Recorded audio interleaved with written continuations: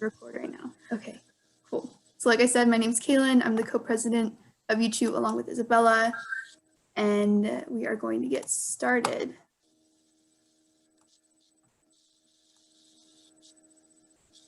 All right. So welcome to our third general meeting.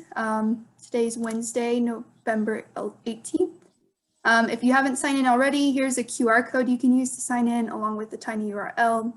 I will just leave that up for a moment. Yeah, we're gonna try out this new food delivery thing. So we'll pick a few of the members present today to deliver food to. So it's like we're at a real GM. And then at the end of the semester, we'll also have participation scholarships for our most active members. So yeah, please sign in. Okay. And if you're new here, we're undergraduate chemical engineering women. This is our mission statement. We're really just striving to build a community, a more equitable environment in chemical engineering and engineering as a whole.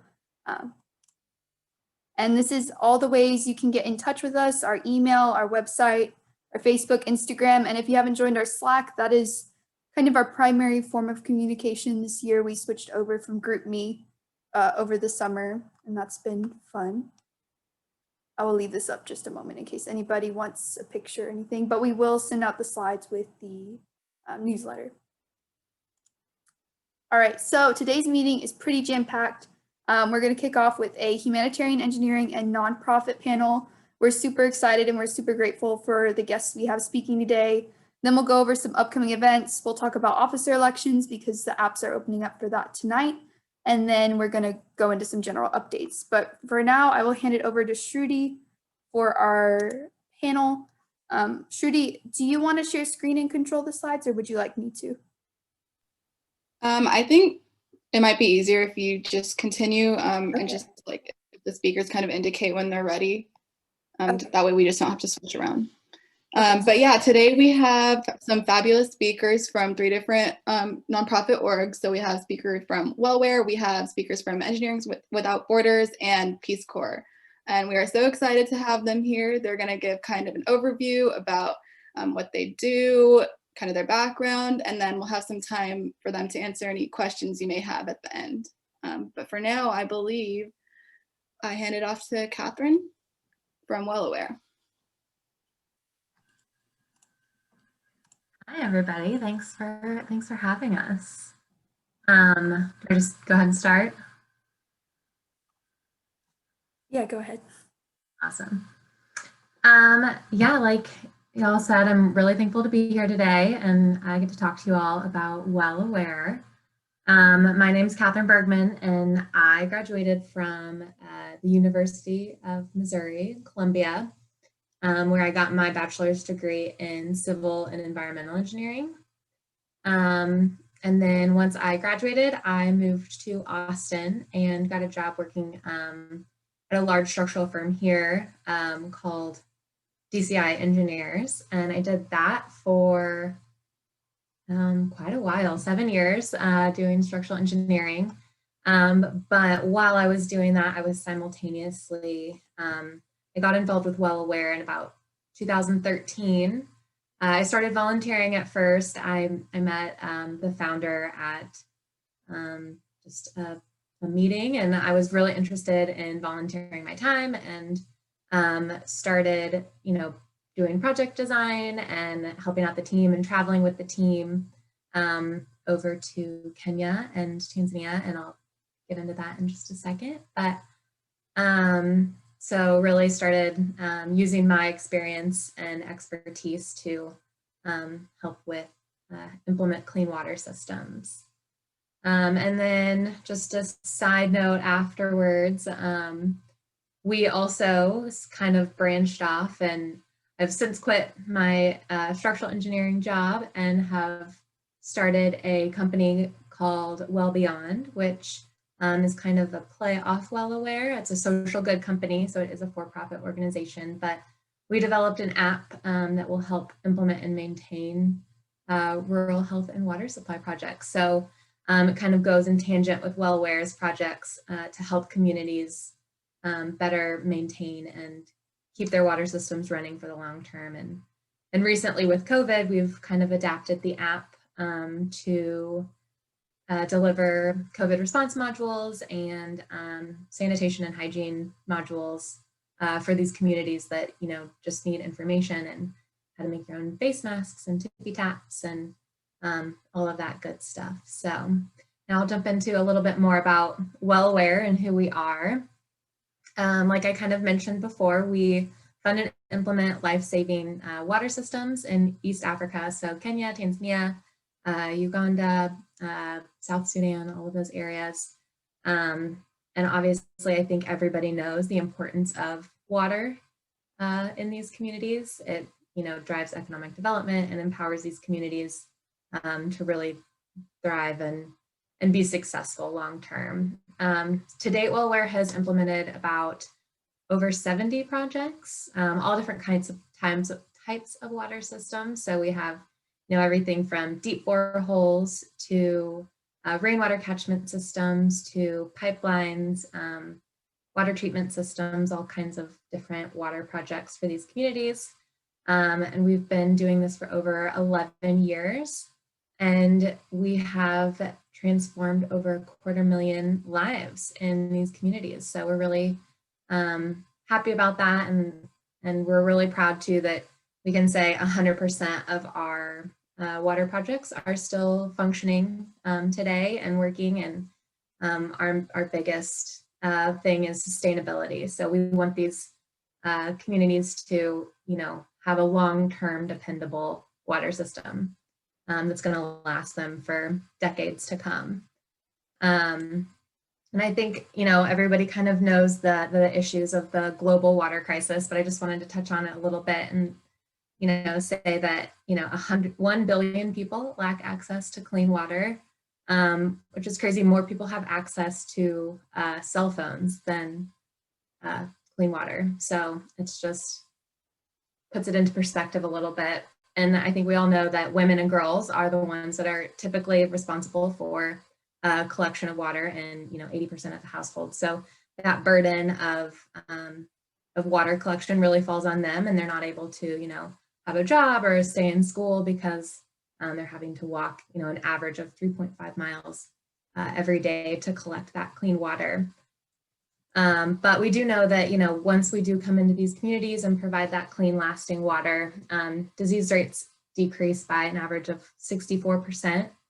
Education rates increase by an average of 34%, and specifically education rates with girls increase up to 58%. So it's really helping these communities thrive and be successful in the long term, which is amazing.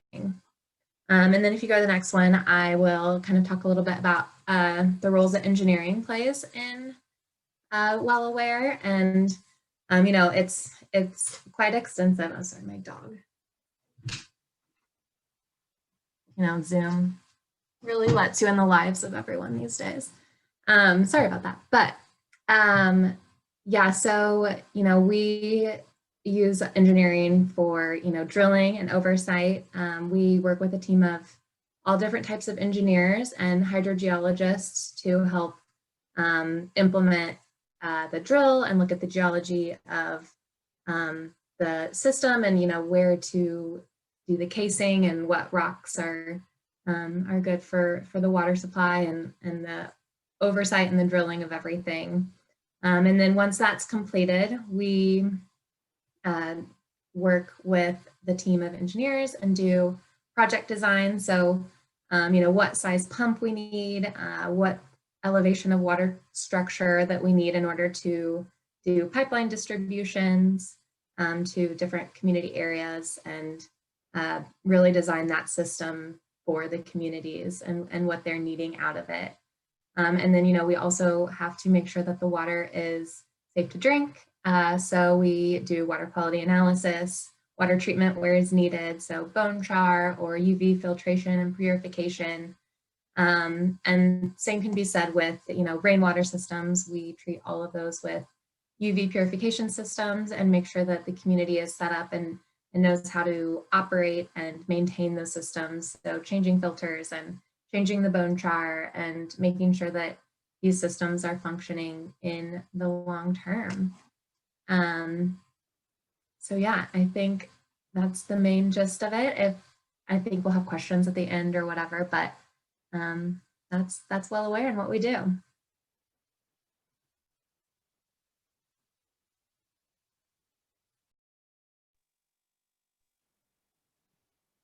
Awesome. Very cool. So my name is Lizzie Wilson and my co-presenter is Jenna Gardner, and we volunteer with Engineers Without Borders. So my little bit about myself, I got my undergraduate and graduate degree in environmental engineering from SMU, and also a undergrad degree in French. And yeah, I've been involved in Engineers Without Borders since freshman year of college, and so about 9 years now. And it's been a great organization, so involved as a student and now as a professional. But yeah, I'll let Jenna start with the first few slides. Hi, I'm Jenna. So I went to Florida Tech. I got my BS and my MS in civil engineering. And in 2006, I got a job with Dannenbaum Engineering in water resources. And I've been working with Engineers Without Borders for about a year now. And it's a really great organization. So I'm going to tell you a little bit about it. Next slide. So EWB is a national organization. It was founded in 2002 by Dr. Bernard Amadei, and its mission statement is to build a better world through engineering projects that empower communities to meet their basic human needs and equip leaders to solve the world's most pressing challenges. So it does numerous projects in different countries. These include water projects, sanitation projects. They do agricultural projects, structures, energy projects, and even some systems and information systems projects. There are currently over 9,500 active members in the national chapter, and as of 2019, they were working on 452 projects in 39 different countries, which does include projects within the US. Next slide.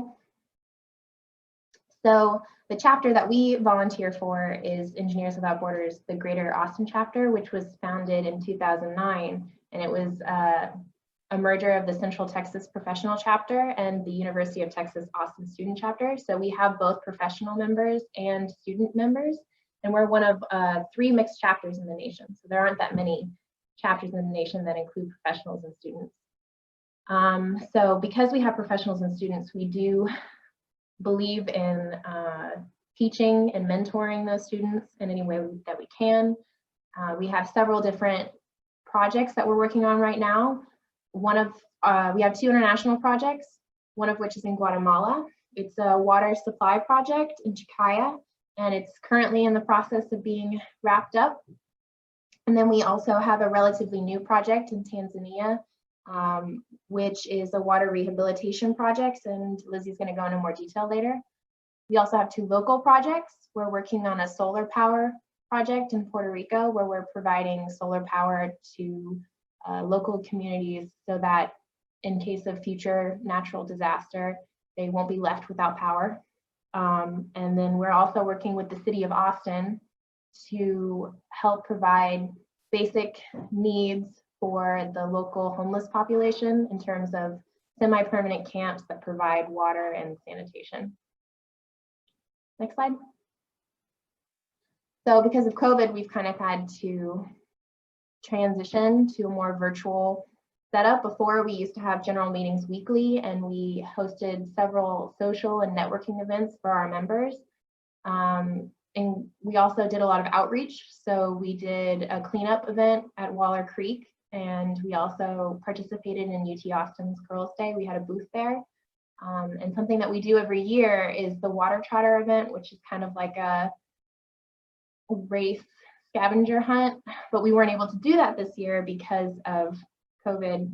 We went into quarantine, so that event had to be canceled. So we've kind of had to transition to meeting virtually. Our chapter is broken down into several teams, so each project has its own team, and those teams have been meeting individually outside of the chapter. But we're going to try and start to transition back to having virtual general meetings once a month. But something that COVID has done is that it has allowed us to network with other EWB chapters in the US. So we've actually made connections with members in the Boston professional chapter and also in the Los Angeles chapter. And we even organized, and both of those chapters have projects in Tanzania. So we were able to organize a small Tanzania mini conference between all the different chapters where we could talk about our projects in Tanzania specifically. And we've had to kind of figure out new ways to fundraise virtually. So we've been doing a few trivia nights, and we've done about 3 of those so far. This has raised about $2,500, which isn't too bad. But yeah, so that's kind of where our chapter is right now. And Lizzie's going to talk more about the Tanzania project specifically. Yeah. So our main international project, as Jenna said, is in Tanzania. So for those of you unfamiliar with where Tanzania is, it is in Africa. It is in Eastern Africa, near the Horn of Africa, which it sounds like Catherine's organization also works there. Very cool. And our community is the community of Baharu, which is where that blue star is.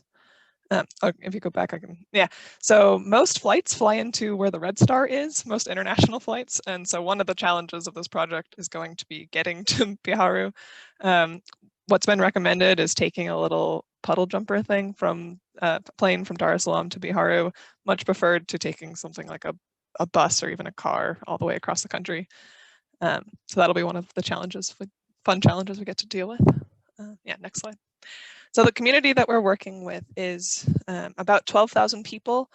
That's significant because when they first built their water distribution system, they had a population of 3,000 people, so 4 times larger than what they were 40 years ago when they first built the system. They speak Swahili, and they also have their own local tribal language. They do subsistence agriculture, grow a variety of crops, and they have a community water board, which is significant when choosing a community to work with, because it shows that the community cares about their water system and they'll take care of the system, whatever system that we help implement. Yeah, next slide. So just a quick overview of the system engineering work that we're doing. They have a water distribution system already. They get water from the river, which surface water is the least clean source of water. And they currently aren't doing any water treatment. So that is one of the things that we'll hopefully be able to help them implement is some water treatment. What is cool about the system is that they get water from a river that's at a higher elevation than their community. And so they're able to fully gravity feed the system. There's no pumps involved, nothing that can break except for pipes leaking. So it's a pretty cool aspect of the project. It does mean that the water source is really far away. It's about 7 kilometers away. And then there's like 5 kilometers of pipe distribution within the community because it is a pretty large community of 12,000 people. And then on the right, the picture there is their existing water tank, which looks pretty old. So that's one of the things we'll do when we go is assess if they need a new water tank. Yeah. And last slide for us is we defined the problem. So we're still in an early stage of the project. We adopted it last December. We were hoping to travel in June, obviously didn't get to travel because of COVID. So we haven't actually physically met with the community, don't have any in-person assessment. So we're only in the problem definition stage of this project. We can say that they've definitely have lack of clean, safe drinking water. They don't have enough volume. The system is broken, undersized, and they're not doing any water treatment. So hopefully if we if we talk to you in the future, we'll hopefully have some, we'll be further along in the project and have a success story to share. So yeah, thanks. That was great, thank you. And now we'll hear from the Peace Corps. Yes, actually, I'm Laura Strong. The other Laura is gonna lead us off, and then we're also joined by a recruiter. Things got thrown together a little last minute, but I think between the 3 of us, we've got a lot of good, exciting information to share. So I'll let the other Laura take it away. Hi, thanks, Laura. So, hi, I'm Laura Stanky. Sorry, it says Laura Sampson because my email address does not have my new married name, so that threw me off for a second. But anyway, a little bit about me. I have a civil engineering undergrad from University of Portland. Then I went to University of Texas for my master's degree in water resource engineering, where I worked with Engineers Without Borders and traveled to Panama and worked on a Springboks project previously. And that experience with Engineers Without Borders definitely made me want to do more international work, which led to my desire to join Peace Corps, which I did after 4 years with HDR Engineering in Austin, Texas, after I got my PE. Me and my husband both went to Vanuatu and joined Peace Corps. If you'd like to click the next slide, please. Okay, so I know we have a recruiter here now. We weren't sure we were going to be joined by one, but I threw this slide together just to kind of talk about Peace Corps overview, and the recruiter can correct anything I say that's incorrect. But Peace Corps was started in 1961. At the time before COVID kind of threw things apart, which Laura Strong will talk more about later, there were 7,000 people in 60 countries. Peace Corps has 3 goals: providing training for people in host nations, share U.S. culture with others, share other cultures with Americans, and also that providing training is also for Americans who want to work abroad. That's kind of a double-edged goal. There are lots of different job opportunities: education, agriculture, economic development, health, environment, youth development. Engineering kind of fits into lots of aspects. So me and my husband, we went at, under help, but we were water and sanitation volunteers. So the first group to Vanuatu, which is where I went, was in 1990. And now there were 80 volunteers before COVID. Next slide, please. So a little bit about Vanuatu, because I definitely didn't know where it was when I was told I was headed there. It's out near Fiji. So think about Australia there. It's an archipelago with 80 islands, 60 of which are inhabited. And that's a photo that I took from my front door on my first island of Vanuatu. So very tropical, beautiful sunsets, very rural as well. Next slide. So if anyone is interested in joining Peace Corps, I wanted to talk a little bit about what you'll do when you first land, and that's pre-service training. So for the first about 3 months, 10 weeks, you're in training somewhere in like the capital. That's where we were, and you're with the rest of the intake group. So we had 40 volunteers, you can see in that first slide. And that's a really great opportunity to learn the language. We had to learn Bislama, culture, life skills, such as killing a chicken. There's a photo of me with a chicken there that I helped kill. It was traumatic, but necessary.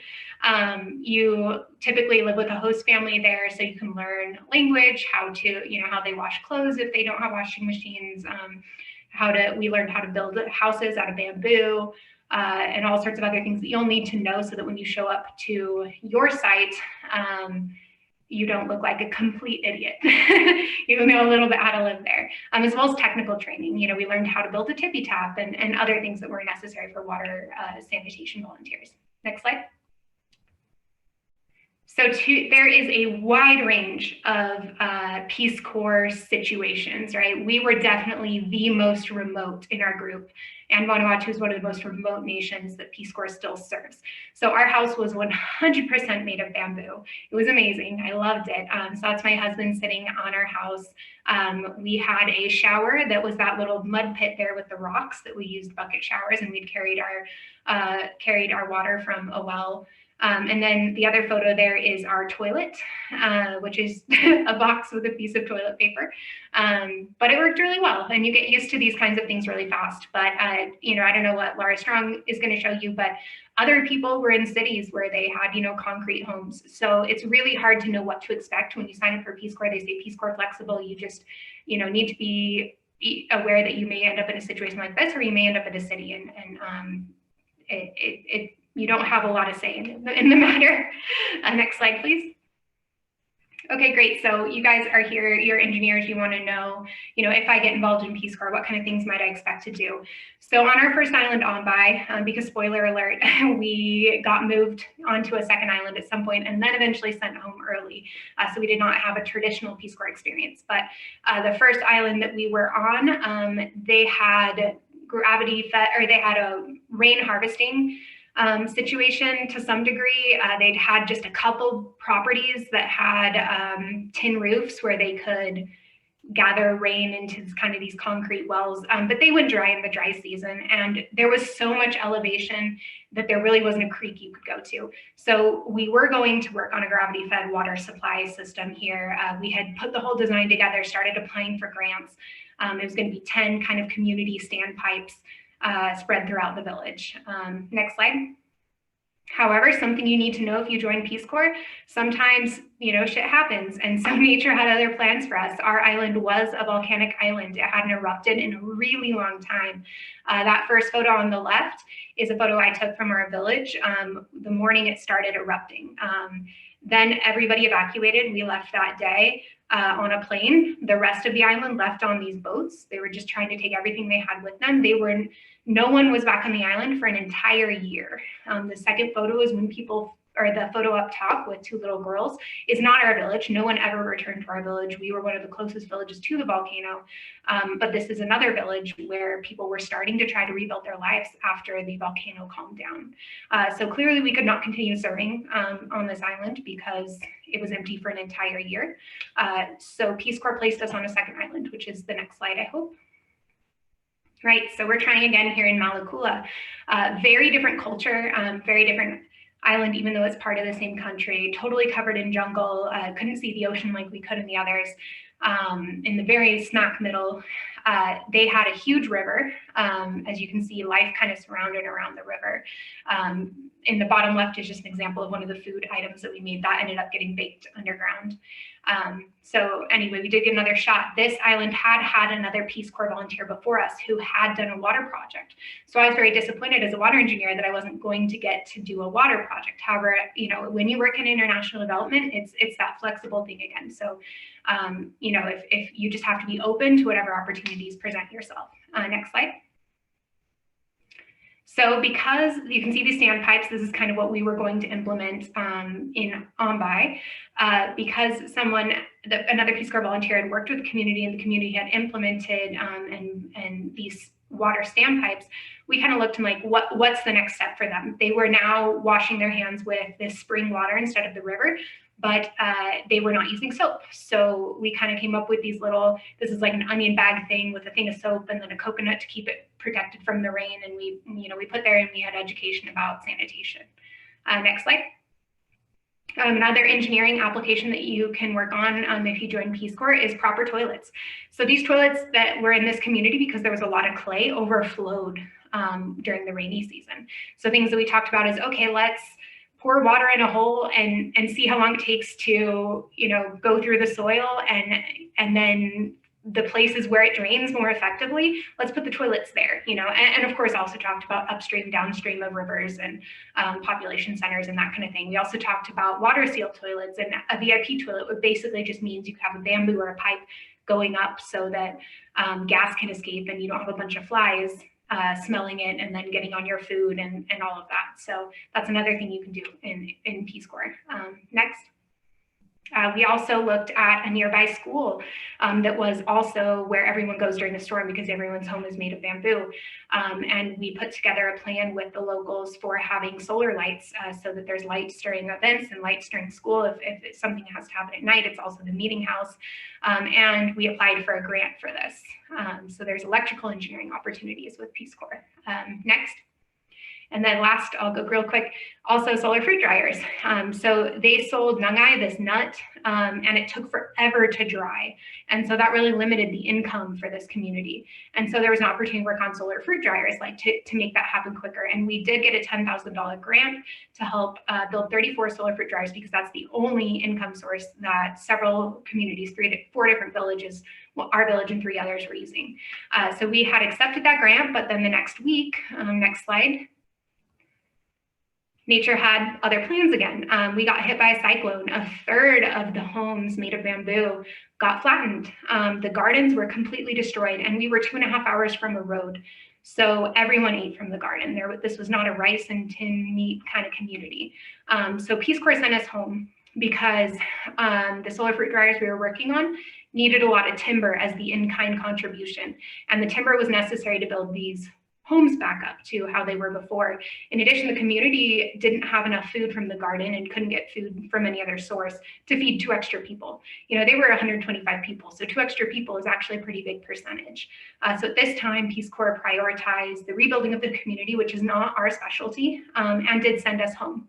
However, this was still a super valuable experience for me. We did leave the community with plans that they can eventually implement with additional funds when they're ready. And this experience with a volcano and evacuation, the hurricane, changed my life forever because I had an interest in emergency management coming out of Peace Corps. So instead of returning to water resource engineering, which I thought was my passion, I now work for FEMA, and I help communities in the US mitigate disasters and get grant funding to work on local projects. And I think that was my last slide. So I'll hand it over to Lara.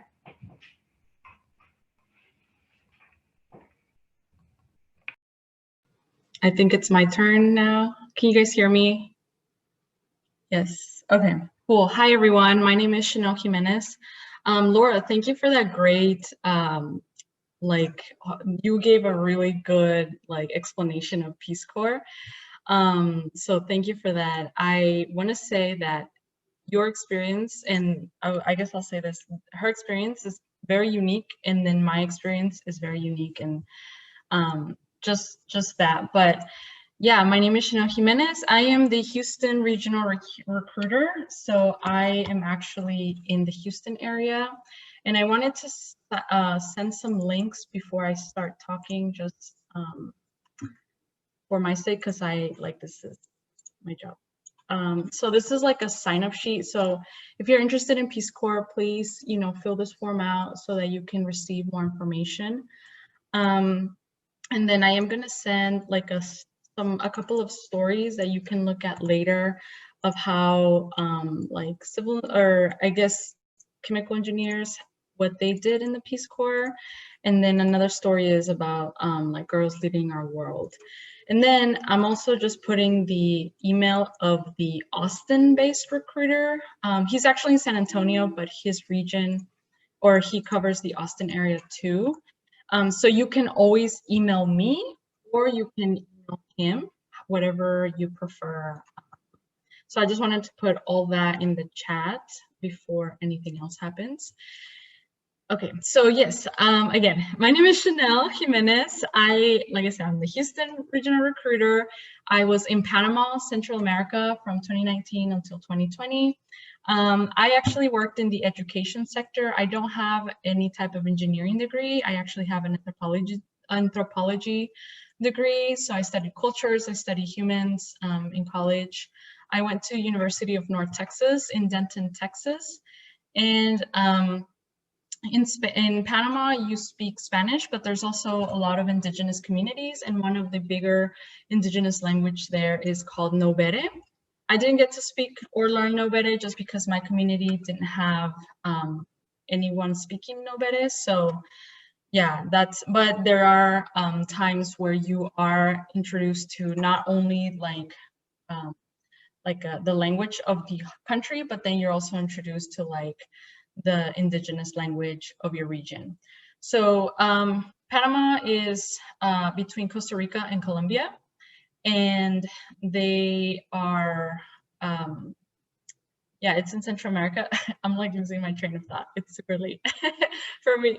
And so here, there's just 2 photos. I'm in traditional wear. Here I'm wearing it's a skirt called pollera, and I'm wearing just a blouse. It's traditional back in the day kind of clothes. And the guy with me, he's from New Orleans. He was one of my Peace Corps volunteer friends, and he's wearing a traditional shirt. The Birkenstocks he's wearing are not traditional wear. So please don't get that confused. And then at the top right, I'm just with a group of students. We were celebrating a patriotic event. In November, Panama has 2 different Independence Days. They celebrate independence from Colombia and independence from Spain. And here we were just celebrating one of those. I think it was Colombia. And yeah, so like I said, I was in the education sector. I was teaching English, leadership, and life skills to high schoolers and university students. And for you guys as engineers, as chemical engineers, and as like, you know, people that know about science and probably about math, for Peace Corps, we're always looking for people that have those two really important skills to teach. So if you're interested in maybe teaching, you could always go and teach science or math in a community. Usually there are most volunteers will go to Africa, the continent of Africa, to teach science and math, and maybe some other areas. But you can also do like water, sanitation, environment. You can do a lot of different things depending on your skills and on your background, on your volunteer experience, on all of those. So please, please, please, if you're interested, please send me, you know, sign up on that sheet. It's very important, and send me an email. Okay, you can continue on the other. So like I said, I was an education volunteer. I was teaching English, leadership, and life skills. And so I was co-facilitating with someone always. Peace Corps sends people abroad, but they don't send anyone to take a local person's job. So I was just facilitating and working with someone always. And so here, there was some times that I was alone, like I was tutoring on the bottom left. I'm tutoring one of my neighbors. And then in the center photo, I was doing with the local library, I was doing like an English club during the summer. And then at the top right, I'm with a group of high schoolers. We were doing a project, like it's a seminar where they develop their project ideas into actual projects. So they learn how to lead the meetings, you know, how like a project would go in their community, how to follow through.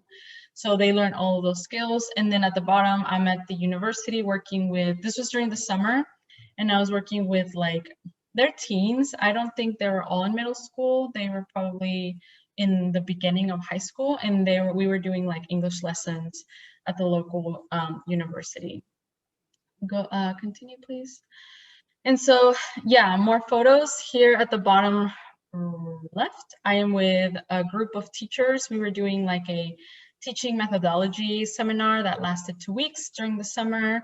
And then here I am again with the same group of students from the other photo in the top left, just working with them. And then the right photo is my teachers. So my high school that I was working in had 2,000 students, and it had a lot of teachers, but 20 teachers were English teachers. And so these are a couple there. This is not all of them. This is just a few of them. And so, yeah, I mean, for you guys as engineers, you might think like, okay, well, I don't want to teach English, you know, but there's a bunch of other stuff that you can do with the Peace Corps, and you can develop projects when you're there. Sometimes you go in thinking you're going to do one thing, and then you get there and the community says, nah, we're about to do this other thing. We need you to help us with. We need you to give us your expertise on this or your skills. So all of that. And there's 6 sectors: agriculture, education, youth development, health, environment education, and community economic development. So yeah, I won't go too into the details. We have a lot of benefits and stuff, but if like I said, if you're interested, please fill out that information sheet, read those links, those stories that I sent you, and email me, and I'm happy to set up a phone call with you guys, like one-on-one, to talk more. I can look over your resume. I can look over, you know, where you would fit best. Right now with COVID, we don't have anyone on the field. We're hoping to start opening, well, the countries for them to open up for volunteers to come back at the beginning of next year. And we anticipate later in the year next year too.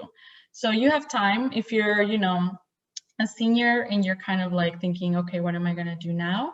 I would say apply, you know, because at least you'll have your application in, and then whenever stuff starts opening up, your application is already in. But if you're a sophomore, you're looking at it, still reach out, because I can tell you, we can talk about what volunteer experience you need, how you've worked on your community here in the US, so it can, so that translates that you're not just wanting to go abroad. And because everyone says like, I want to help, everyone wants to help, but what does that look like? What have you done here? What are you involved here?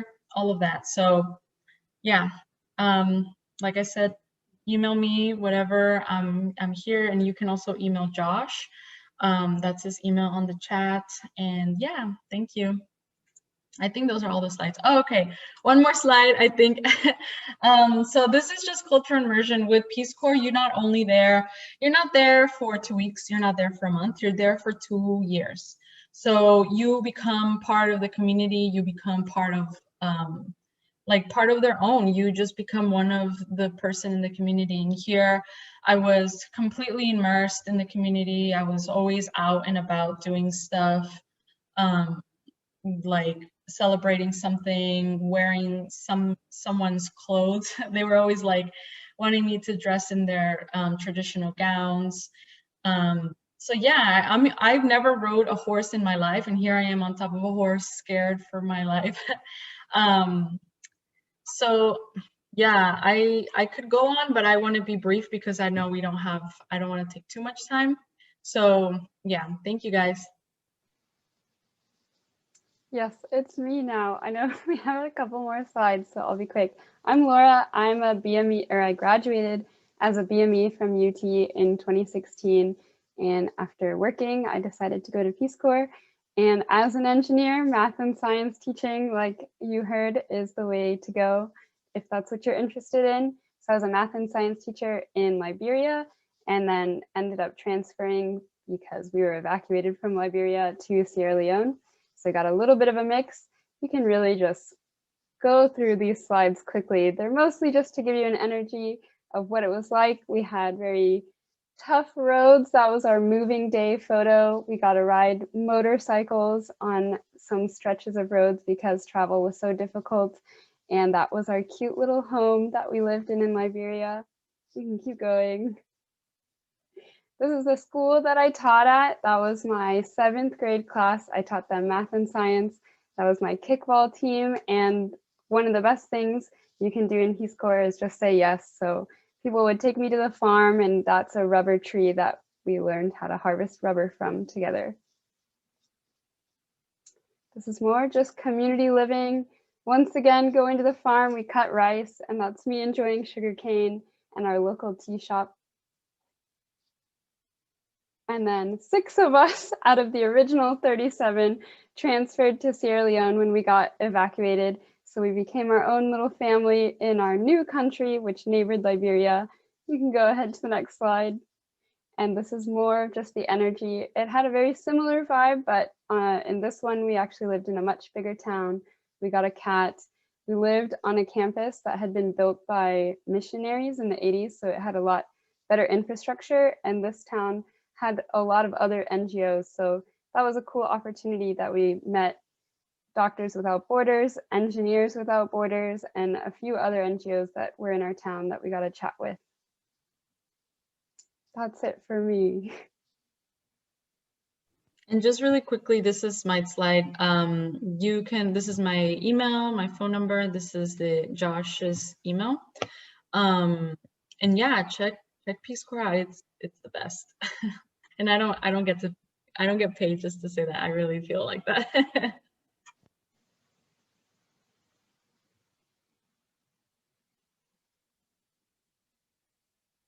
Yeah, so now we'll open it up to questions. So if anyone has any questions generally about working in humanitarian engineering, or for any of the specific orgs here, feel free to unmute yourself, type it in the chat, or you can privately message Kaylin if you want, and we can read that out for you.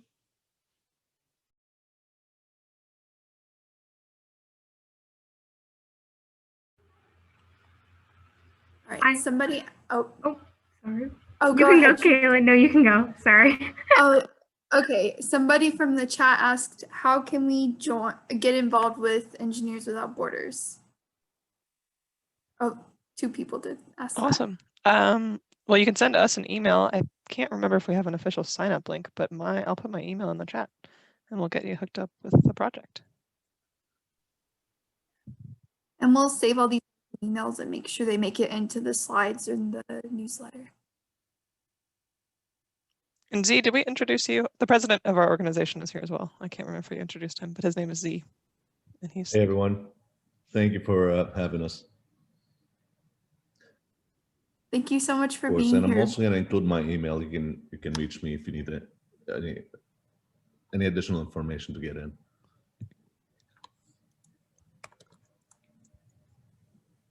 Can I go ahead and ask a question, Kaylin? Yeah, Okay, go I ahead. just was wondering if anybody could answer why they chose nonprofit and service work over going into industry. Did you have an industry experience, or did nonprofit just kind of speak to you? I can speak a little to that. I mean, my career is not necessarily nonprofit work, but like I said, I worked for HDR, typical engineering firm, for 4 years, got my PE license. And honestly, guys, the billable hour thing, it's hard, and engineers have to deal with that. And it's one of those things where you're not going to be working 40 hours often, with engineering firms. And it was a lot, and I had no work-life balance. And, many people find a way to make that work. For me, it was really hard. It was really hard not to get sucked into, that. So Peace Corps for me was sort of a break initially, right? It was like, I'm gonna take 2 years, I got my PE, I'm gonna take 2 years off. I'm gonna go have an adventure, get back to kind of my passion that I found in EWB, and do this. And then I'm gonna come back re-energized, and I'm gonna be an engineer and do it. And, when I came back, I was like, I don't think I can go back to that, that go, that is typical engineering. It's definitely for some people, it wasn't for me. And so joining FEMA, a government agency, was a really good balance, because I still do engineering work. I can still do technical things, but I work, 8 to 5 or whatever. I have a time, and I clock out and I'm done. But I still also feel fulfilled by helping my communities here in Region 8. I'm in Denver now. Achieve mitigation projects. So it was really a good balance for me to shift from the private sector into the public sector, not necessarily nonprofit. I can chime in on that too. A lot of what I said as well. I worked, at a structural firm, and it was really fulfilling in the fact that, it's really cool to get to design buildings and, see them and point at the skyline and say that you've done that. But it wasn't as fulfilling as I was hoping. And so just, that's why I volunteered with Well Aware in the beginning and kind of got my feet wet. And then, after traveling with the team a few times, I just decided that that's what I wanted to do. So, yeah, I just fell in love with it, and just, you really do make a difference and change people's lives. And it's hard work, but it's great. I'll just quickly add too, for me, I just wanted to get out of the country. I just wanted to go abroad. And this was a great way that the US was going to pay for stuff, and I was skilled. Like, I wasn't just like willy-nilly going to go somewhere. I had to have specific skills and stuff, but it was just a way for me to go, and it's a good way. You have benefits afterwards. It's a good way if you want to do like government job like FEMA or, other things like that. It's a good starting point to be in the Peace Corps, and you gain a lot of great skills. For Engineers Without Borders, it is volunteer, so we still also have a regular job. We do both. We do it in our regular time, in addition to a job, which I'm in the office, so doing that billable, those billable hours.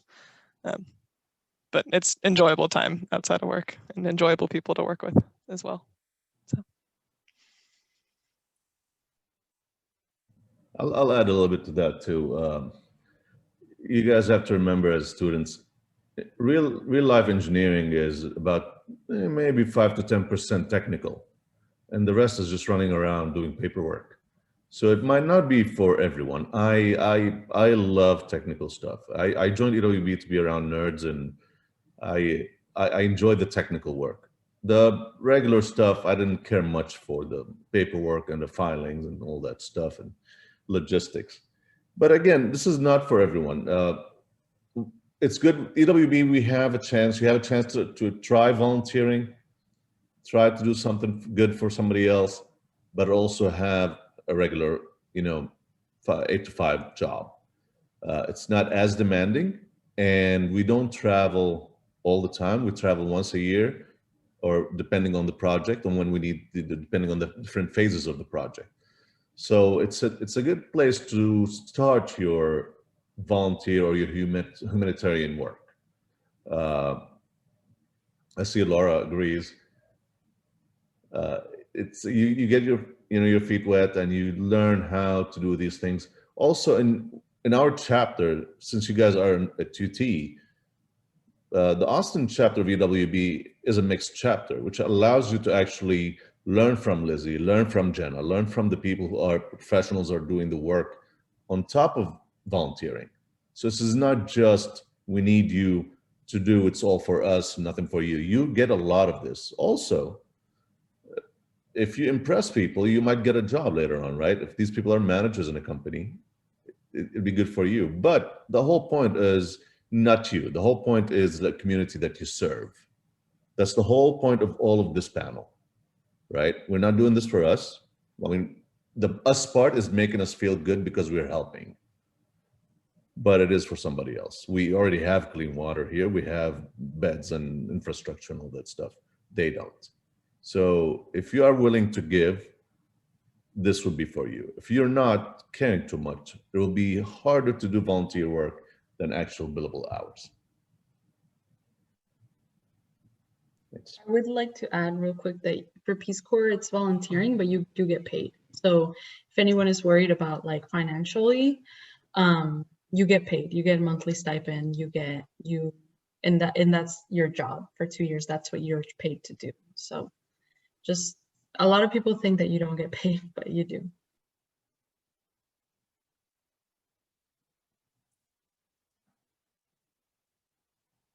Do we have any other questions?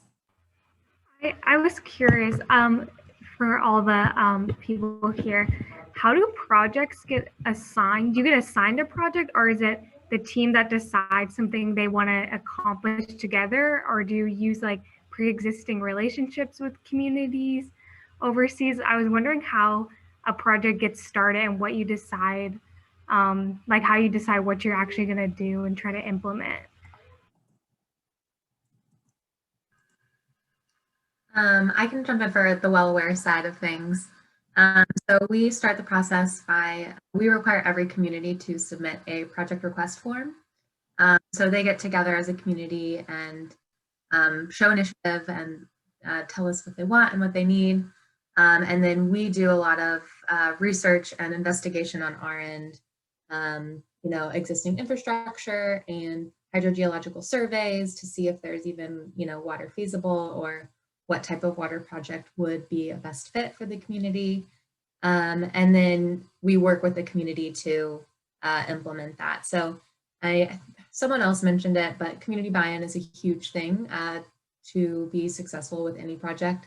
So you want to have that, that support from the very beginning, and we make sure that that's achieved.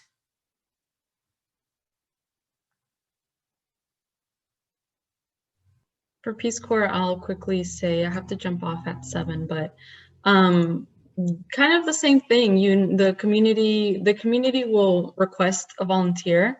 I guess you can say the country requests volunteers from the US, and then the community requests a person, and then they request the person to do a specific job.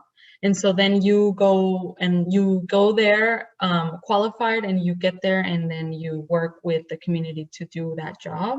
Then later on, things happen where you meet someone and they say, hey, I was actually thinking of doing some project and you're here, let's, work on it, and let's see if we can get other people involved. So things like that happen, but there's already been like years already of like assessments done for the community, with the community to talk about what they need, what they want, all of that. So it's definitely what the community wants. I had a friend who she was working with her community to build a library, and they had gathered funds and they had done all these things, and then the community had a meeting. She wasn't there, she had to go to training. We were together in some training, and the community decided that those funds were not going to go to that library. They wanted to instead build a have like I forgot the word for it, like on top of a court, put a roof. That's what I was going to say. They wanted to put a roof on top of a court, and for her and for us, it might sound like, dang, what? You know, like that's not what you want to do, but you have to remember this is their community, you know, and that's kind of how things go. And it was difficult to accept that, but yeah, at the end of the day, you try to just support already what the community wants. So that's kind of what happens there. But yeah, I have to go. Please email me for whatever question, even if it's more personal on any other topic with Peace Corps. I'm happy to answer anything. And yeah, I can connect you maybe with someone that was in a specific country if you want to talk to someone, you know, like we can connect. So send me an email. I'm happy to connect. Thank you, Chanel. Thank you. So yeah, I think if any other reps want to stick around at the end of our meeting, if people want to ask one-on-one questions, we can leave space for that. But I think we can make it through the rest of our announcements. But before we go into that, would y'all mind participating in a group photo? So Isabella, are you gonna do that? Okay, cool. So we'll just smile and she'll count down and we'll take a picture, we'll snap a picture, put our horns up. 3, 2, 1. Okay, thank you. Awesome. Thank you so much. Okay, let me get the PowerPoint back up. All right. Oh goodness. Okay. All right.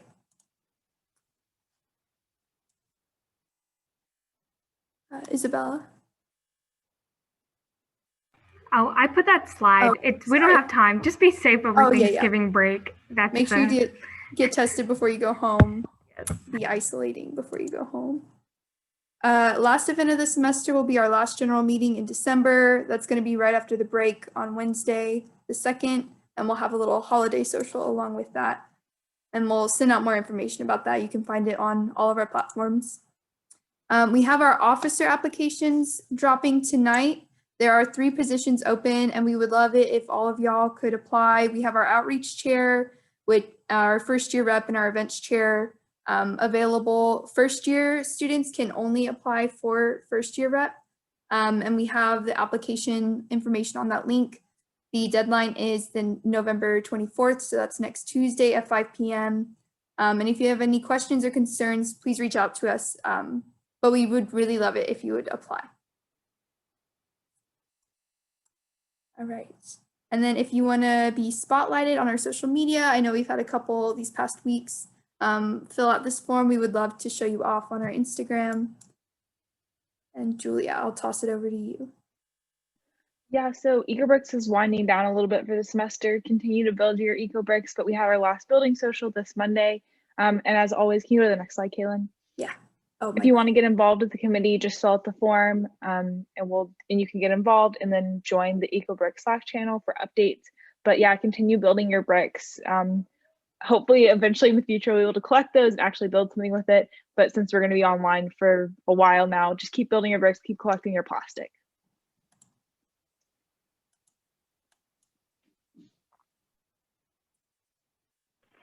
Really quickly, we have an episode of the podcast coming out the Friday, and we are interviewing Kaylin about all her experiences and just any advice that she has. And I think it was really interesting, so please listen.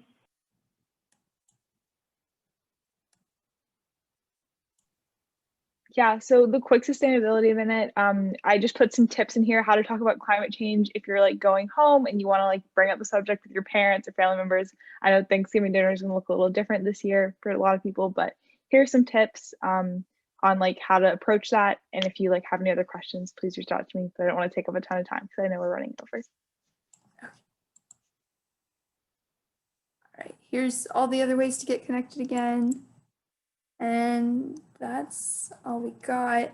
I will want to circle back to the officer elections real quick. I didn't really give a rundown of the positions, but outreach chair manages everything, STEM outreach. So you help plan Girl Day, pick the activity we're going to do for that, as well as just help with the general officer team, as do all the roles.